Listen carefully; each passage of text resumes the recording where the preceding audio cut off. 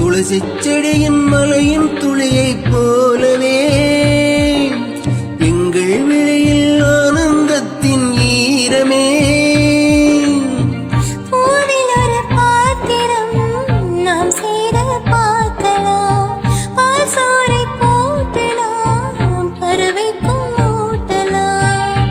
குடைபிடிக்கும் தென்னை மரம் நமது குணம் சொல்கிறதே.